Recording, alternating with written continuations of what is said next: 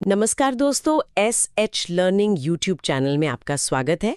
आज हम भारतीय संविधान के उस बुनियाद को समझने जा रहे हैं जो भारत के नक्शे को आकार देती है। हम बात करेंगे संविधान के भाग आई की, यानी अनुच्छेद 1 से 4, जो संघ और उसके क्षेत्र के बारे में है। सुनने में ये शायद थोड़ा तकनीकी लगे, लेकिन असल में ये एक बहुत ही दिलचस्प कहानी है। बिल्कुल। ये कहानी है कि भारत कैसे बना, कैसे बदला और मतलब भविष्य में कैसे बदल सकता है। हाँ, और हमारे सामने सवाल भी यही है। क्या भारत की संसद जब चाहे किसी राज्य का नाम, उसकी सीमा या उसका अस्तित्व ही मिटा सकती है? ये एक बड़ा सवाल है। और नए राज्य बनाने की प्रक्रिया इतनी राजनीतिक क्यों हो जाती है? और क्या भारत सरकार अपनी जमीन का कोई टुकड़ा किसी दूसरे देश को दे सकती है? ये सारे सवाल सीधे इन्हीं 4 अनुच्छेदों से जुड़े हैं। तो आज हम इन्हीं सवालों की तह तक चलेंगे। हमारा मिशन है इस संवैधानिक वास्तुकला को समझना जिसने भारत को एक बनाए रखा है। और इस चर्चा को शुरू करने का सबसे अच्छा तरीका एक बहुत ही सटीक वाक्य से है, जो भारतीय संघ के चरित्र को बताता है। क्या है वो? भारत विनाशी राज्यों का एक अविनाशी संघ है। An indestructible union of destructible states. ये सुनने में बहुत शक्तिशाली लगता है। अविनाशी संघ का मतलब तो साफ है कि देश को तोड़ा नहीं जा सकता। लेकिन विनाशी राज्य, इसका क्या मतलब हुआ? कि हमारे जो राज्य हैं वो स्थायी नहीं है। बिल्कुल, यही इस पूरी व्यवस्था का सार है। संघ यानी भारत हमेशा रहेगा, उसे कोई खत्म नहीं कर सकता, कोई राज्य उससे अलग नहीं हो सकता। ओके। लेकिन उस संघ के अंदर की इकाइयां यानी राज्य, वो स्थायी नहीं है। अच्छा। केंद्र सरकार मतलब भारत की संसद उनकी सीमाओं को बदल सकती है, उनके नाम बदल सकती है, यहां तक कि 2 राज्यों को मिलाकर एक कर सकती है या एक राज्य को तोड़कर 2 बना सकती है। तो इसकी नींव संविधान में कहाँ रखी गई है? इसकी नींव तो अनुच्छेद 1 में ही रख दी गई थी। अनुच्छेद 1 कहता है इंडिया यानी भारत राज्यों का एक संघ होगा। यहाँ संघ या यूनियन शब्द का चुनाव बहुत सोच समझकर किया गया था। इस पर संविधान सभा में काफी बहस हुई थी। अच्छा। हाँ, डॉक्टर बी आर अम्बेडकर ने साफ किया था कि हमने अमेरिका की तरह राज्यों का महासंघ या फेडरेशन ऑफ स्टेट्स शब्द का इस्तेमाल नहीं किया। क्यों नहीं किया? क्योंकि भारतीय संघ राज्यों के बीच किसी समझौते का नतीजा नहीं है और इसलिए किसी भी राज्य को संघ से अलग होने का अधिकार नहीं है। ये पहली ही लाइन में देश की अखंडता को पत्थर की लकीर की तरह स्थापित कर देता है। ये तो हुई देश की अखंडता की बात। लेकिन अगर भारत में कोई नया क्षेत्र शामिल करना हो जो पहले से इसका हिस्सा नहीं है, तो उसके लिए क्या व्यवस्था है? उसके लिए हमारे पास है अनुच्छेद 2।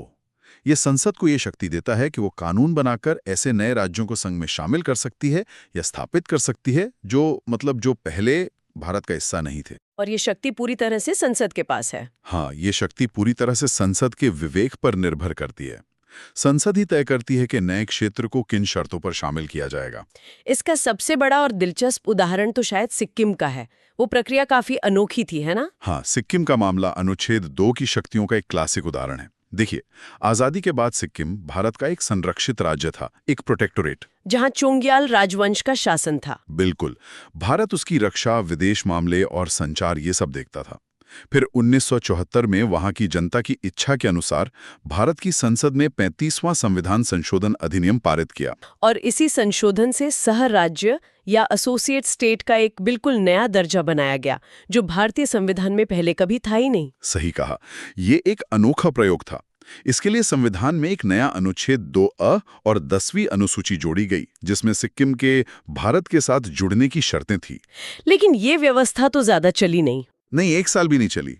1975 में सिक्किम की विधानसभा ने भारत में पूर्ण विलय का प्रस्ताव पास कर दिया। ओके। इसके बाद भारत की संसद ने 36वां संशोधन अधिनियम पारित किया, जिसने अनुच्छेद 2A और 10वीं अनुसूची को खत्म कर दिया और सिक्किम को भारत का 22वां पूर्ण राज्य बना दिया। तो ये दिखाता है कि अनुच्छेद 2 के तहत संसद के पास बाहरी क्षेत्रों को जोड़ने की कितनी ज्यादा शक्ति है। बहुत व्यापक शक्ति है। सिक्किम को शामिल करने की प्रक्रिया तो समझ आ गई, लेकिन मेरे मन में एक सवाल उठ रहा है। वो तो एक बाहरी क्षेत्र था जिसे भारत में शामिल किया गया।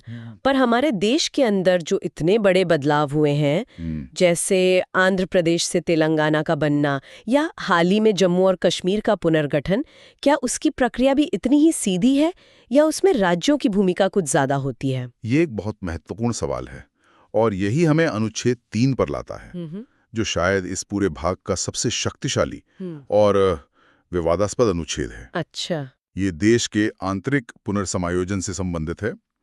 ये संसद को 5 तरह की शक्तियां देता है।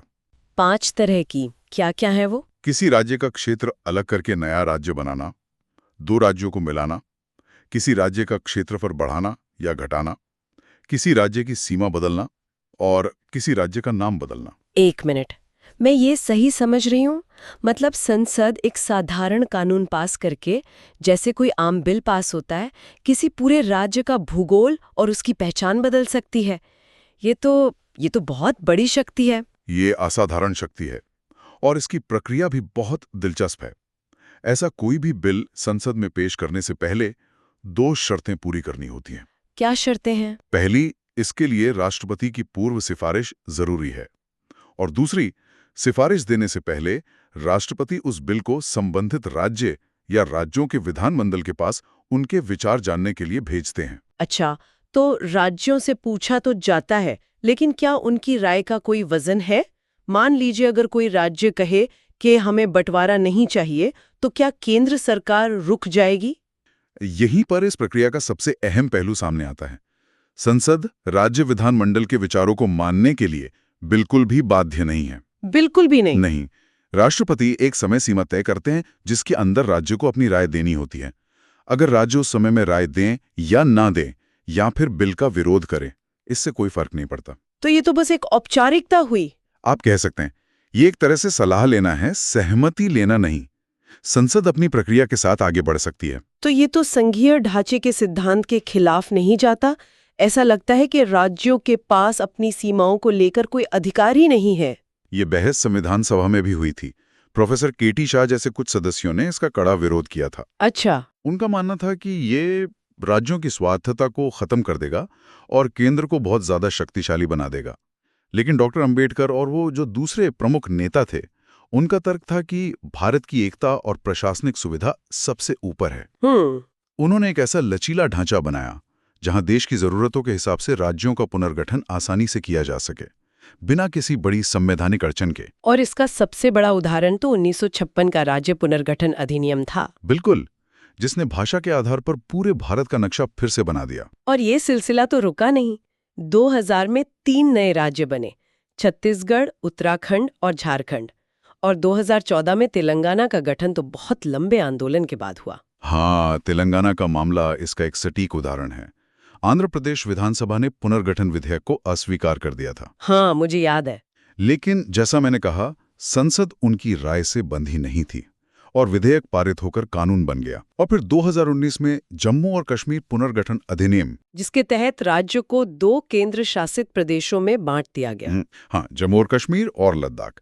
ये अनुच्छेद 3 की शक्तियों का अब तक का सबसे मजबूत प्रदर्शन माना जा सकता है। यहाँ पर एक और हैरान करने वाली बात है। राज्यों की सीमाएं बदलना इतना बड़ा कदम है, ये तो संविधान को बदलने जैसा है, लेकिन इसे तकनीकी रूप से संवैधानिक संशोधन नहीं माना जाता। ये कैसे संभव है? इसका जवाब हमें मिलता है अनुच्छेद 4 में।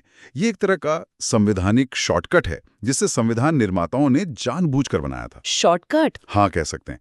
अनुच्छेद 4 2 बातें साफ करता है। पहली, अनुच्छेद 2 या 3 के तहत बनाया गया कोई भी कानून संविधान की पहली अनुसूची, जिसमें राज्यों और केंद्र शासित प्रदेशों के नाम है, हाँ, और चौथी अनुसूची, जिसमें राज्यसभा की सीटों का आवंटन है, उसमें जरूरी बदलाव खुद ही कर देगा। ओके। और दूसरी बात जो शायद ज्यादा महत्वपूर्ण है, दूसरी और सबसे महत्वपूर्ण बात यह है कि ऐसा कोई भी कानून अनुच्छेद 368 के तहत संविधान का संशोधन नहीं माना जाएगा। अच्छा, तो इसका सीधा मतलब ये है कि देश का नक्शा बदलने के लिए संसद को विशेष बहुमत की जरूरत नहीं है। बिल्कुल, जो कि संवैधानिक संशोधनों के लिए अनिवार्य है।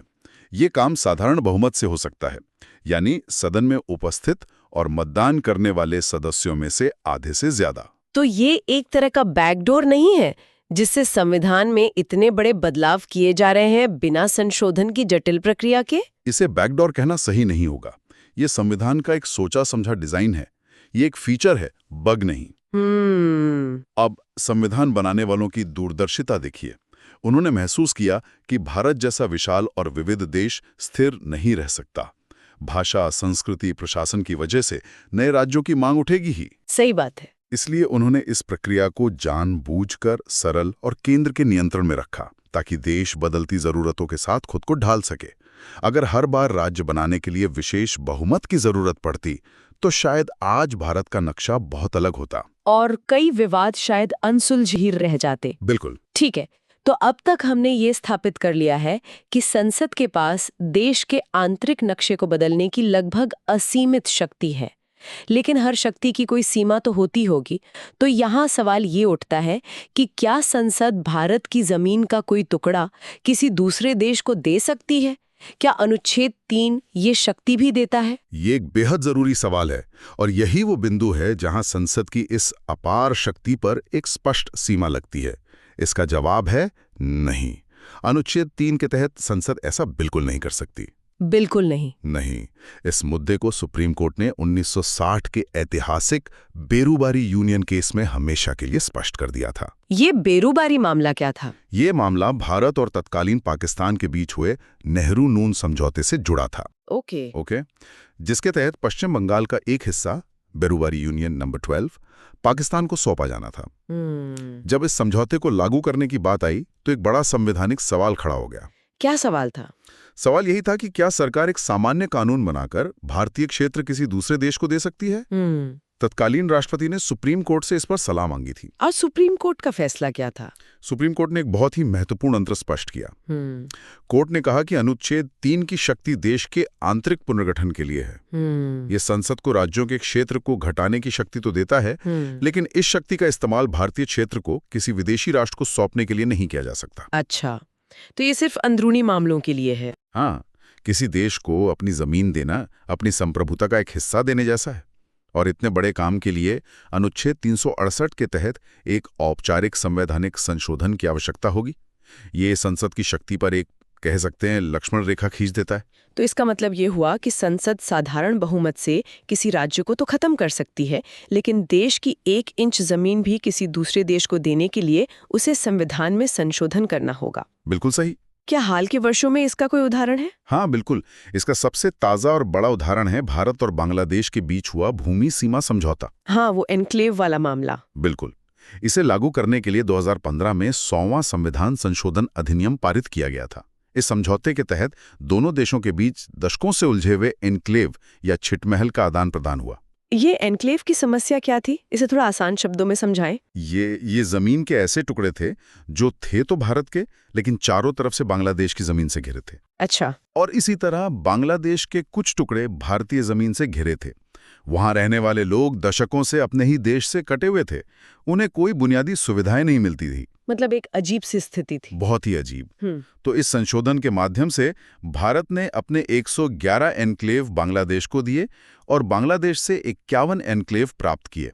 ये पूरी प्रक्रिया एक संवैधानिक संशोधन के माध्यम से हुई, जो बेरूबारी मामले में स्थापित सिद्धांत की पुष्टि करता है। ये दिखाता है कि जब देश की बाहरी सीमाओं की बात आती है, तो संविधान प्रक्रिया को बहुत गंभीर और मजबूत बनाता है। बिल्कुल। ये वाकई में एक बहुत ही स्पष्ट और गहरी तस्वीर पेश करता है। तो चलिए इस पूरी चर्चा के मुख्य बिंदुओं को एक साथ समेटते हैं। बिल्कुल। अगर हम सार देखें तो पहली और सबसे बड़ी बात है भारतीय संघ का चरित्र। ये एक अविनाशी संघ है जिसके राज्य विनाशी हैं। केंद्र के पास राज्यों को पुनर्गठित करने की अंतिम शक्ति है। और दूसरी बात जो मुझे समझ आई वो है अनुच्छेद 2 और 3 का स्पष्ट अंतर।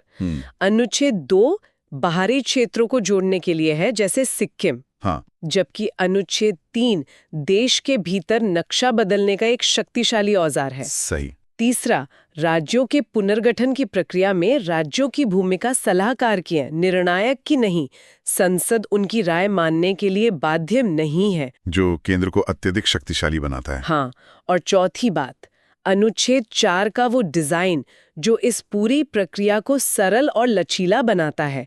इसे संवैधानिक संशोधन की जटिलताओं से दूर रखकर साधारण बहुमत से संभव बनाता है। और पांचवी और अंतिम बात, इस शक्ति की स्पष्ट सीमा। बेरुबारी केस ने यह तय कर दिया कि संसद देश के अंदर कुछ भी बदल सकती है, लेकिन देश का क्षेत्र किसी विदेशी ताकत को सौंपने के लिए उसे अनुच्छेद 368 के तहत संविधान में संशोधन करना ही होगा। आज की इस चर्चा के बाद मैं एक विचार के साथ इसे समाप्त करना चाहूंगी। भारत में आज भी कई क्षेत्रों से, चाहे वो विदर्भ हो, गोरखालैंड हो या पूर्वांचल, अलग राज्यों की मांग समय समय पर उठती रहती है। ये मांगे हमेशा रहती हैं। ये मांगे अक्सर सांस्कृतिक पहचान, आर्थिक पिछड़ेपन या प्रशासनिक सुविधा के नाम पर होती हैं। ऐसे में अनुच्छेद 3 के तहत राज्यों के गठन की यह सरल और केंद्र प्रधान प्रक्रिया भारत के संघीय संतुलन को मजबूत करने में मदद करती है या इसे कमजोर करती है, इस पर विचार जरूर कीजिएगा। देखने के लिए धन्यवाद। अगर आपको यह वीडियो पसंद आया हो तो कृपया लाइक, सब्सक्राइब और कमेंट करें।